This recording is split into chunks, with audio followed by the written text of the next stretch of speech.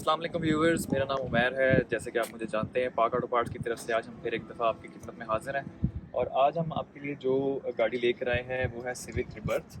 और ये हमारे बड़े ही अजीज़ करीबी दोस्त हैं वकास अली ख़ान, उनकी सिविक है। बट इसमें ख़ास बात ये है कि ऐसी सिविक जो है वो आपको पूरे पाकिस्तान में आई डोंट थिंक कि मिलेगी। तो आइए हम आपको मिलवाते हैं अपने दोस्त करीबी दोस्त वकास अली ख़ान से। तो वकास अली ख़ान, क्या हाल है आपका? मैं कैसे आप फिट है? ठीक ठाक। तो जैसे कि आपने अपनी गाड़ी का बड़ा ही कस्टमाइजेशन की हुई है बाहर से, तो अभी इसका आई थिंक फेज़ अभी स्टार्ट होना है। हाँ जी बिल्कुल, ये गाड़ी मैंने 2021 में ख़रीदी थी। अभी ऑलमोस्ट कोई 1.5 साल हो गया। और इस गाड़ी को मैंने डिफरेंट फेजेस में डिवाइड किया हुआ है। फ़ेज़ नंबर 1 और 2 इसका कंप्लीट हो चुका हुआ है। अगर मैं डिटेल में आपको बताऊं तो फ़ेज़ नंबर 1 में इसका हमने सारा मैकेनिकल इस गाड़ी को हमने सेट किया। इसके इंजन में जो इश्यूज़ वगैरह थे वो सारे हमने सेटल डाउन किए। और इन गाड़ी को इसको हमने कॉइल ओवर्स पे बिठा के 18 के हमने इसमें टायर्स डाले हैं। वेट स्पोर्ट्स के रिम्स हैं इसको। और अभी फ़िलहाल टायर्स इसको चाइनीज़ है, अभी ब्रांडेड इसको डालने हैं। तो अभी इंजन में कोई इसकी कस्टमाइजेशन की है? अभी इंजन में कस्टमाइजेशन नहीं की। हमारा फ़ेज़ 5 जो एक्चुअली आएगा वो इंजन और परफॉर्मेंस से रिलेटेड है। हम इसको K24 स्वैप सोच रहे हैं। तो K24 स्वैप जो है वो इसमें एक्चुअल आया हुआ है, अमेरिका में SI मॉडल में आया हुआ है इस वेरिएंट पे, जिसको FP7 कहते हैं। तो हम एक्चुअली उसका बोल्ट ऑन सारा कुछ देखना चाह रहे हैं कि अगर हमें वो इजीली मिल जाता है तो उसका ईच एंड एवरीथिंग उसका सेटल इसमें हो जाएगा, तो हमें कुछ अल्ट्रेशन की ज़रूरत नहीं पड़ेगी। वैसे अगर हम इसमें नॉर्मल K24 स्वैप करेंगे पाकिस्तान में तो उसके वो कुछ लोगों ने अभी ट्राई किया है, लेकिन वो इतना तो कामयाब नहीं हुआ। उसमें इश्यूज बहुत ज़्यादा हैं, तो इसलिए हम अभी फुल जो है रिसर्च जो है वो चल रही है वकास साहब की। इसके अंदर हमारे एक ऑप्शन हमारे पास K24 की है। दूसरी ऑप्शन ये है कि अगर हम R18 के साथ जाते हैं तो R18 के ऊपर हम इसको टर्बो चार्ज कर सकते हैं। वो हमारे कुछ एक दो दोस्त हैं, उन्होंने अपने R18 को टर्बो किया हुआ, तो वो बड़ा बेहतरीन चल रहा है और वो उसकी जो बूस्ट है वो बहुत डिफरेंट है। तो ये दो जो परफॉर्मेंस के रिलेटेड जो बातें हैं उसमें हमारे ये दो आइडियाज़ हैं। हम लेकिन इंटीरियर की तरफ आते हैं। मुझे याद पड़ता है कि आपने पाक ऑटो पार्ट से ही इसकी हेडलाइट्स ऑर्डर की थी, तो वो मुझे नज़र नहीं आ रहा कि वो एक्चुअली जब आप प्रोजेक्ट कार बना रहे होते हैं ना तो आपको बहुत आराम से चलना पड़ता है। अच्छा, ठीक है। तो जिस तरह आपको मैंने बताया कि फ़ेज़ 1 में हमने इस गाड़ी के तमाम जितना भी मैकेनिकल काम था वो हमने किया। इसको हमने इंजन वाइज हर चीज़ इसकी सेटल डाउन की। इसमें हमारे पास काफ़ी इश्यूज़ थे, जिसमें इसका रेडिएटर चेंज हुआ कंप्लीट। रेडिएटर इसका लीक था। जब ये गाड़ी हमने ली तो ये इसके हालात थोड़े से माड़े थे। वो ज़ाहिर है हाँ, वो देख के लेते हैं। काफ़ी मैंने जब सर्फ ली थी तो उसमें भी मुझे ऐसे ही था। वो मेरा भी प्रोजेक्ट ही चल रहा है। ये काफ़ी अब्यूज्ड कार थी। अच्छा। और इसको लेने का जो डिसीजन था वो एक इस तरह की सिचुएशन बन गई थी कि जिसमें फिर मुझे ये गाड़ी इसके अलावा कोई और ऑप्शन नज़र नहीं आई, तो मुझे ये लेनी पड़ गई। उसके बाद फिर आहिस्ता आहिस्ता पूछूं, उस टाइम की कॉस्ट आपको कितने में पड़ी थी? ये उस टाइम पे मुझे गाड़ी जो है ये तकरीबन 24.5 की मिली थी। और 24.5 में उस टाइम पे जो है नॉर्मली आपको अगर आप करोला में जाएं ऑल्टो भी नहीं मिलती। हाँ, अब ऑल्टो नहीं मिल रही। शुक्र है मैंने ये ले बहुत अच्छी ऑप्शन है। तो ये वो गाड़ी थी जिसमें ऑलमोस्ट हर फीचर था जो मुझे चाहिए था। और ये मुझे करोला में नहीं फीचर्स मिल रहे थे जो इस ब्रैकेट में आपको करोलास मिल रही थी। I was looking for a CL9 mark x, लेकिन वो बजट से बहुत ऊपर थी। तो फिर क्योंकि मुझे मैं एक फैमिली बॉय हूँ, तो डोमेस्टिक फैमिली बॉय हूं। अच्छा, हम आगे ऑनवर्ड्स चलते हैं। हाँ जी, आगे चलते हैं। इसके इंटीरियर में आई थिंक काफी हाँ जी, फ़ेज़ 2 में हमने इसका इंटीरियर कंप्लीट अपग्रेड किया। व्यूअर्स, इसके अंदर इंटीरियर जो है ना वकास ने बिल्कुल टोटली चेंज कर दिया। आई थिंक ऑस्ट्रेलियन वेरिएंट उसके ऊपर जो है ना बिल्कुल ब्लैक जो है ना इंटीरियर में से कन्वर्ट किया। तो आए स्टेप बाय स्टेप देखते हैं कि क्या चीज़ें जो है ना इसके अंदर ऐड हुई हुई हैं। एक चीज़ और भी मैंने नोटिस की है कि इन्होंने जो है ना इसमें ये ऑटो रिट्रैक्टेबल मिरर्स नहीं आते, तो ये भी इन्होंने इसमें चेंज कर दी है। वो की को अनलॉक जो है लॉक अनलॉक करने से जो है ना ऑटोमेटिक ओपन और वो जो है ना क्लोज हो रहे होते हैं। ऑनवर्ड्स हम चलते हैं इसके इंटीरियर में। तो इंटीरियर आपको अगर दिखाएं तो इसमें भी काफ़ी और all together everything is changed. आप देखें इसका स्टीयरिंग वो रीबर्थ वाला नहीं है। इसकी सीट्स टोटली लेदर में हैं, ब्लैक में हैं और ये हीटेड भी हैं। अभी इनका कनेक्शन बाकी है, वो भी इंशाल्लाह वकास करवा लेंगे।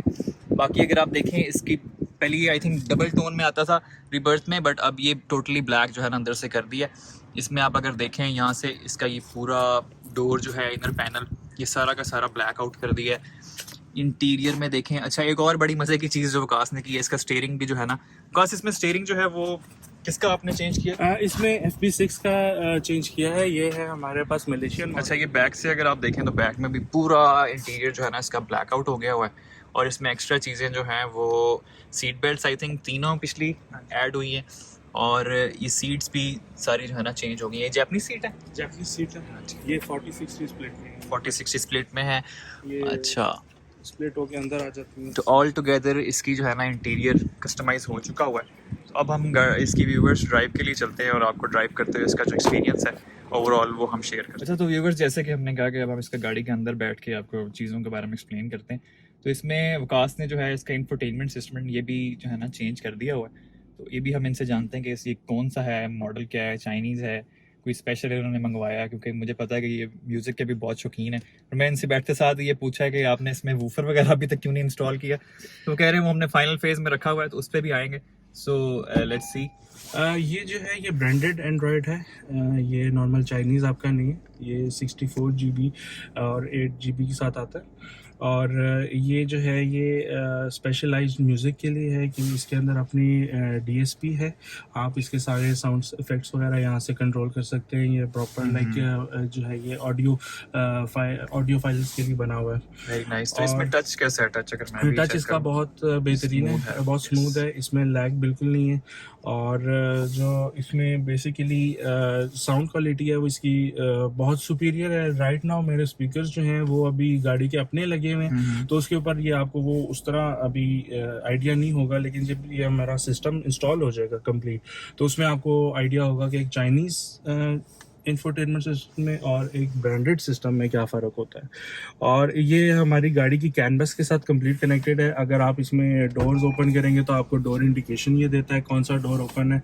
और अगर आप यहाँ से इसमें कुछ ब्लूटूथ या कुछ भी लगाएंगे तो वो आपको वहाँ पे जो है ना iMid में भी आपको शो करेगा कि इस टाइम पे आपका USB चल रही है, ब्लूटूथ चल रहा है, व्हाट्सोएवर। ये कंप्लीट सिंक्रोनाइज्ड है उसके साथ। ये नॉर्मली चाइनीज़ एंड्रॉयड के साथ नहीं होता। अगर आपने रीबर्थ का अपना ओरिजिनल जेन्युइन सिस्टम है उसके साथ तो ये सिंक होता है, लेकिन अगर चाइनीज एंड्रॉयड लगाते हैं तो उसके साथ ये सिंक नहीं होता। तो ये ब्रांडेड की निशानी होती है। अच्छा, ये तो हो गया इंफोटेनमेंट सिस्टम। अब विकास, इसके अलावा कोई ऐसी चीज जिसमें हम कह रहे हैं कि ये गाड़ी पाकिस्तान में इस तरह की शायद नहीं है, तो आपको क्या लगता है ऐसी क्या आपने डिफरेंट चीज इसके अंदर इंट्रोड्यूस कराई है? इसमें जो है आपके पास OEM पुश स्टार्ट है। आप गाड़ी जो है बटन के साथ इसको आप ऑफ कर सकते हैं और आप इसको ऑन कर सकते हैं। और ये जो है ये प्रॉपर इमोबिलाइजर के साथ है। ऐसा नहीं है कि आपका जो है अच्छा, ये इसकी प्रॉपर फिटिंग में है, मतलब ये खुद कस्टमाइज करके नहीं किया हुआ, ये OEM इसका जो है ना OEM है। राइट। डैशबोर्ड कंप्लीट इसका चेंज है और ये उसमें OEM आया हुआ है। प्लस इसके अंदर जो है ये सिगरेट लाइटर जो है उसके ऊपर प्रॉपर कवर होता है। नहीं तो पाकिस्तान में तो ऐसे वो मोरी सी दे देते हैं, लेकिन हमारे पास जो है इसमें प्रॉपर ये कवर होता है। और इसके अलावा इसमें अच्छा, इसका ये क्लाइमेट कंट्रोल जो है ये भी नहीं, ये ओरिजिनल के साथ आता है क्योंकि ये ओरियल थी, वो UG थी, ठीक है, जो टॉप ऑफ द लाइन होती है, ठीक है। तो उसमें ये हमारे पास जो है क्लाइमेट कंट्रोल आता है। और आई थिंक मैं एक चीज और भी नोटिस कर रहा हूँ, इसके अंदर जो इसकी ये रूफ है ये भी आई थिंक ब्लैक आउट हुई है। ये रूफ भी हमने ब्लैक की हुई है। इसमें हमने फैब्रिक पेंट का यूज किया हुआ है। ये हमने कंप्लीट फैब्रिक पेंट के साथ किया है। ये जो मैप रीडर है ये जो है ये हमने अमेरिका से इम्पोर्ट किया।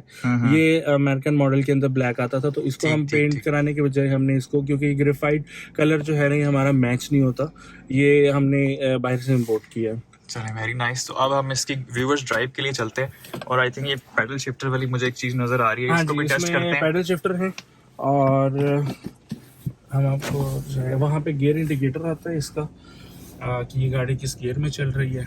ये आई थिंक वीडियो के अंदर वो प्रॉपर्ली नजर नहीं आ रहा, बट वो इंडिकेटर है वहाँ पे 1 2 3 जो है ना गियर शिफ्ट जो आपका है वो प्रॉपर्ली शो कर रहा होता है।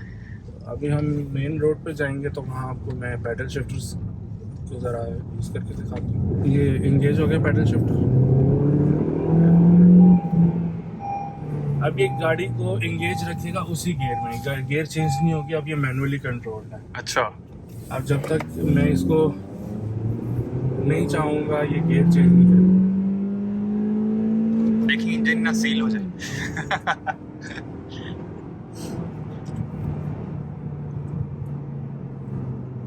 Very nice. तो अगर इसको डिसएंगेज करना है दोबारा से, तो फिर डबल क्लिक कर देना, ये डिसएंगेज हो। अच्छा, डबल क्लिक कर देना, ठीक है।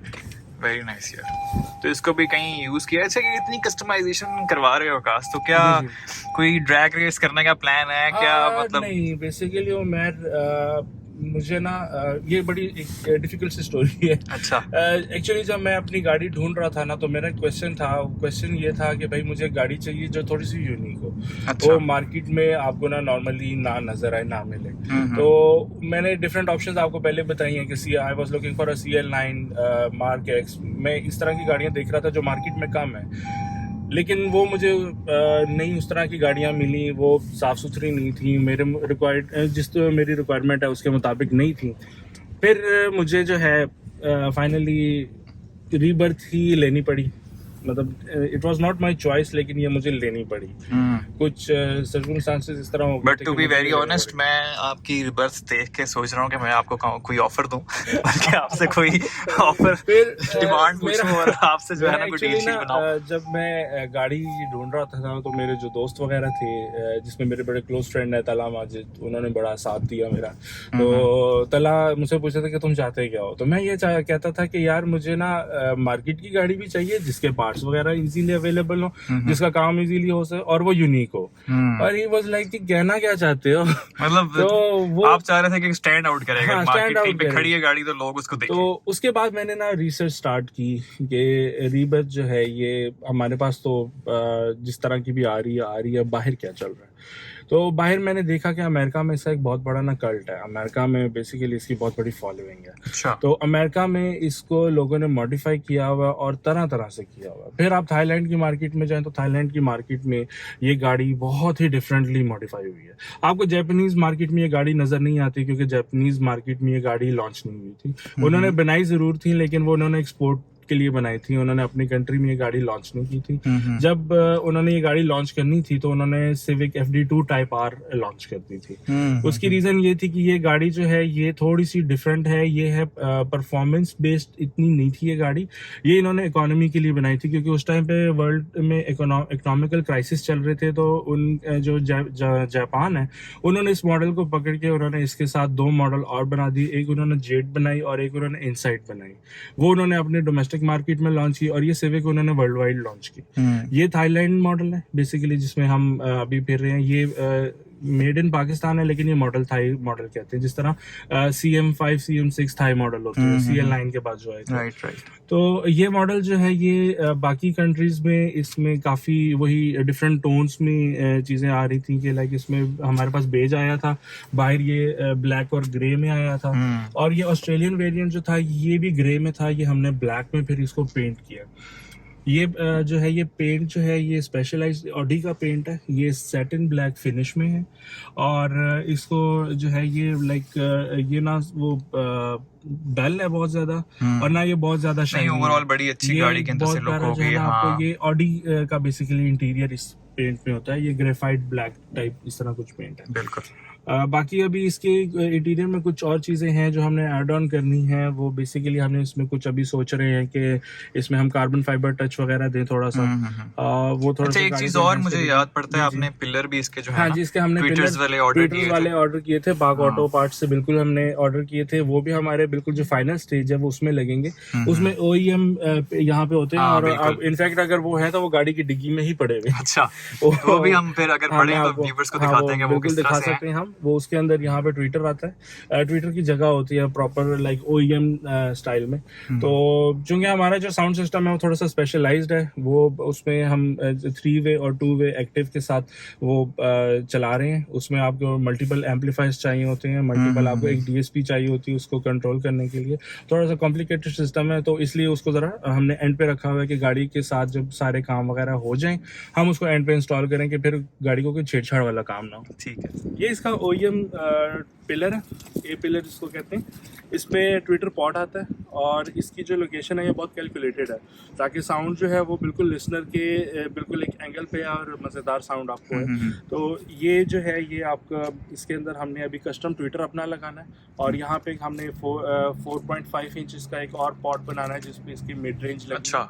और वो कंप्लीट एक ये पिलर हमारा जो है कंप्लीट हो जाएगा, जिसमें हम 3 तो मतलब मुझे जो समझ आ रहा है आपने गाड़ी में ये साउंड सिस्टम ऐसा इंस्टॉल करना है कि अगर किसी को जो है ना बदहजमी हुई है तो बीच में बैठे तो वो साउंड की वाइब्रेशन उसका जो हाजमा है ना वो ठीक हो। वो चीज़ जो है ना वो अब हमारी बेसिकली बहुत पुरानी हो गई है कि आप जो है ना डिस्टम टैश करके साउंड सिस्टम वैसे वो अब ये scene अब खत्म हो एसक्यू गया। सिस्टम की तरफ हम जा रहे हैं। ये साउंड क्वालिटी को हम देखेंगे इसमें, और जो बेसिकली आपकी जो टोन और जो ट्यून है वो आपको उसी तरह सुनाई देनी चाहिए। बाकी जो है इसमें हमने व्यूअर्स देख रहे हैं आप, ये काश ने काफी चीजें जो है ना गाड़ी की ही सारी जमा की हुई हैं। ये एक्सप्रेस का डब्बा है, भरा पड़ा हुआ है, इस पे जो हाँ। हमने चीजें ऐड की। चले व्यूअर्स अब टाइम आ गया तो आपको थोड़ी सी और चीजें भी दिखा देते हैं। ये जो है हमारी सीक्वेंशियल साइड मिरर्स के इंडिकेटर है, और ये सीक्वेंस में इस तरह चलते हैं, बड़े प्यारे लगते हैं चलते हुए।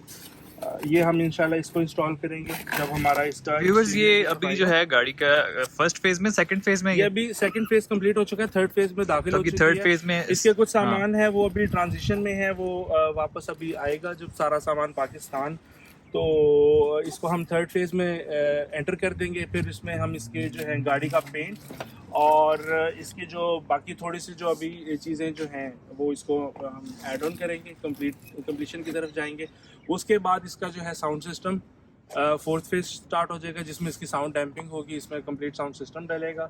उसके बाद हमारा फिफ्थ फेज होगा। फिफ्थ फेज इंशाल्लाह जो है उसके ऊपर या हम टर्बो चार्ज की तरफ जा रहे होंगे या हम K24 स्वैप की तरफ जा रहे होंगे। फिर इसमें एक फंक्शन जो हमने और ऐड किया, जो फीचर है वो इसके डिग्गी के जो है ना ट्रंक ओपनर हमने इसमें डाला है।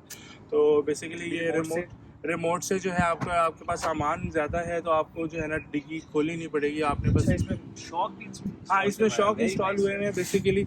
और जो आपको मैं इसमें ये देखें जी, इसमें शॉक्स भी इंस्टॉल किए हैं, वरना यूजुअली जब डिग्गी आप खोलें तो वो खुद ही ऊपर नहीं जाती, तो ये ऑटोमेटिक जो है ना वो ऊपर जा रही है।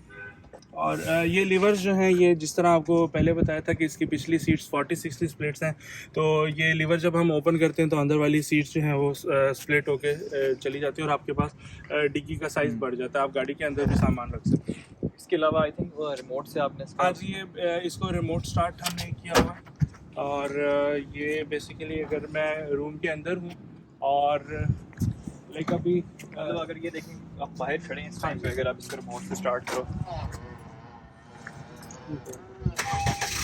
ये देखें वो रिमोट से जो है ना गाड़ी स्टार्ट हो गई है।